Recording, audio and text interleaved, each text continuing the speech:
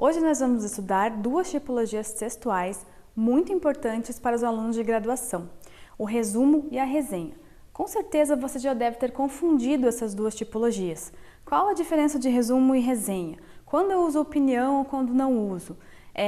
Muitos dos professores pedem aos alunos de graduação para fazerem resumos ou resenhas de livros.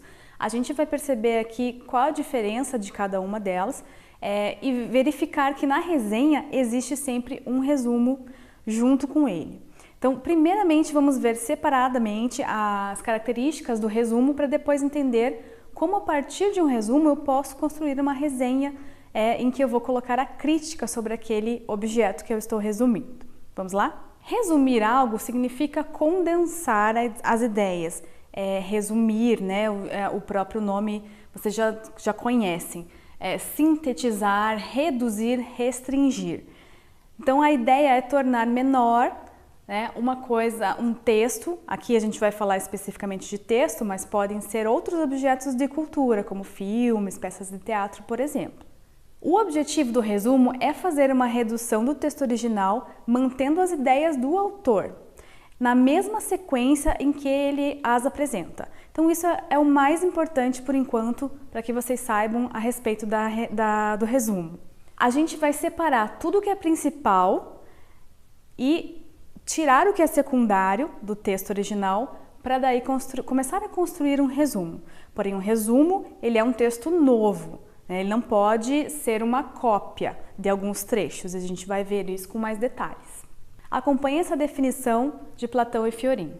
O resumo é uma condensação fiel das ideias ou dos fatos contidos no texto. Resumir um texto significa reduzi-lo ao seu esqueleto essencial, sem perder de vista 3 elementos. Cada uma das partes essenciais do texto, a progressão em que elas se sucedem e a correlação que o texto estabelece em cada uma dessas partes. Então isso é muito importante quando a gente estiver escrevendo um resumo. Nós não podemos esquecer que a ideia do autor, ela continua no nosso texto. Por mais que a gente não concorde, a ideia tem que ser mantida, a ideia essencial do texto.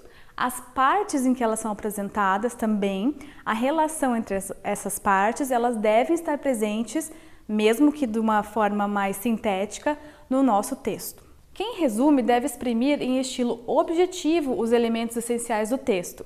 Claro, no resumo nós não podemos ter um texto muito subjetivo ou entrar em detalhes, porque a ideia é justamente pegar a ideia principal e resumi-la. Por isso, não cabem no resumo comentários ou julgamentos ao que está sendo condensado. E essa é a característica mais importante do resumo. Ela é uma condensação fiel das ideias do autor, né, do texto que a gente está resumindo, e nós não vamos colocar nenhuma opinião sobre ele. Vejam agora a importância de resumir não significa recortar partes do texto original e reproduzi-las ipsis literis no seu novo texto.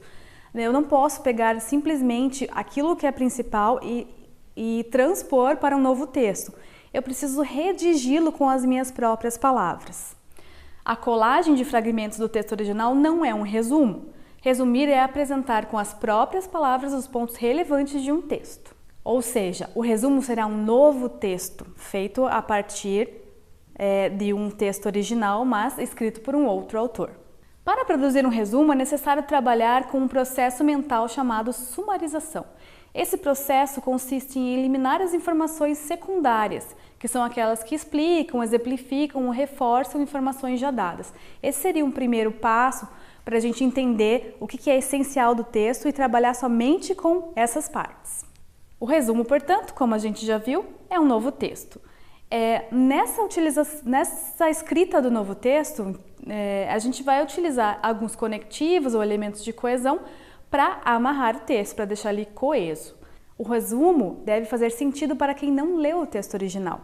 Por isso é importante que o texto esteja bem escrito, coeso, coerente. Para produzir um resumo, a gente tem um macete. São etapas de produção que eu geralmente explico para os alunos, né, e essas etapas ajudam a gente a chegar num resumo perfeito.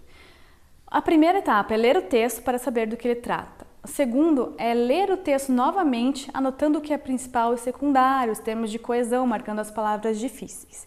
A terceira etapa da elaboração do resumo é a segmentação das ideias. Então, a gente pode fazer por parágrafos ou por tópicos, de acordo com o texto original, colocando qual a principal ideia de cada uma dessas partes, de que trata cada uma dessas partes. E o final, a última etapa, é a redação que nós vamos dar com as nossas próprias palavras a partir daquela segmentação que fizemos, lembrando de todas as características que vimos desde o início da aula, né? Da ausência da opinião, de manter a estrutura do texto e a ideia do autor. A resenha, que é a segunda tipologia que estudaremos hoje, é um texto mais complexo. Sempre haverá, junto com a resenha, um resumo. Dentro da resenha haverá um trecho em que eu vou fazer um resumo daquele objeto, daquele texto, ou enfim, outra produção cultural sobre a qual eu estou escrevendo. Vejam essa definição de resenha. A resenha é um texto que, além de resumir o objeto, faz uma avaliação sobre ele, uma crítica, apontando os aspectos positivos e negativos. Trata-se, portanto, de um texto de informação e de opinião. Por que um texto de informação e opinião? Porque a parte do resumo é o texto informativo, né? As características desse texto, né, são essas. E a resenha, a crítica, é o que vem tornar aquele resumo uma resenha. Só que existem maneiras de fazer isso e existe uma maneira adequada de escrever uma resenha. Resenhar significa fazer uma relação de um objeto, enumerar cuidadosamente seus aspectos relevantes e descrever as circunstâncias que o envolvem. A resenha crítica não deve ser vista ou elaborada mediante um resumo a que se acrescenta ao final uma avaliação crítica. A postura crítica deve estar presente desde a primeira linha, resultando num texto em que o resumo e a voz crítica do resenhista se intercalam. Isso é muito importante, porque eu percebo nos alunos, na tentativa de escrever uma resenha, a separação dessas duas coisas no texto. E o ideal é que elas se misturem, que o resumo se misture junto com a crítica desde o início do texto, desde a própria escolha do título, em que o autor vai colocar já qual é a opinião sobre aquele texto. Vejam que o título não deve ser o título do texto original, e sim algo que demonstre já a opinião do autor, a nossa opinião sobre esse primeiro texto. Então, a gente vai ver agora como fazer isso, né? Como misturar esse resumo com a crítica. Na resenha, eu tenho 3 elementos e eles vão se misturar, mas eles estão presentes lá sempre. A primeira parte, a parte informativa, eu sempre tenho que falar, quando eu estou escrevendo uma resenha, de quem é o autor, em que ano esse texto foi escrito. Pensem na possibilidade de eu estar escrevendo uma resenha sobre um livro. Tá? Então eu vou colocar o número de páginas, a editora, em que contexto ele foi escrito. Essa parte é a parte informativa sobre a obra, porque o leitor ele não conhece, vamos supor, né, que ele não conhece a obra, então ele tem que entender em que contexto essa obra foi escrita. Aí depois eu tenho o resumo da obra. Vejam que é uma parte que está intercalada com as outras, mas ela está presente. O resumo da obra é aquilo que a gente já aprendeu a fazer, são as partes principais do texto, né? São os principais pontos. E numa resenha de um livro, esse trecho de resumo ele é muito pequeno, porque a gente não vai conseguir resumir o livro todo. Então a gente vai fazer uma espécie de sinopse, sem contar o final, mas assim, do que o livro trata. A crítica é a maior parte do texto da resenha, então ela deve representar a maior parte do seu texto. Na sua crítica você vai colocar pontos positivos, pontos negativos e a sua opinião geral sobre a obra, né? Sempre argumentando de maneira coerente. Então, hoje a gente conheceu as características do resumo e da resenha, observando que essas tipologias elas estão misturadas no texto da resenha. Quando eu começo a escrever uma resenha, já devo colocar a minha opinião sobre o texto, a qual eu estou me referindo. Dentro da resenha eu preciso de uma parte informativa, né, sobre como ele foi escrito, por quem foi escrito, quando, o resumo e a crítica. Então eu posso colocar isso ao longo do texto, não preciso fazer nesta ordem. Eu posso começar resumindo, eu posso começar criticando e daí colocar outras partes ao longo do texto. Esse seria um exemplo ideal de resenha.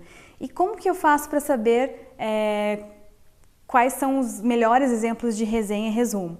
Você pode procurar na internet ou em livros de escrita de redação Porém, cuidado com as fontes, porque na internet você vai encontrar muita confusão entre essas duas tipologias textuais.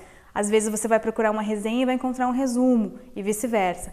Então, o ideal seriam os sites confiáveis, né, de instituições de ensino ou os manuais de redação que vão mostrar exemplos bons de resumo e de resenha, e a partir daí você deve treinar bastante, porque é a única forma de conseguir escrever um texto bom, né, dentro das características que trabalhamos aqui, é exercitando.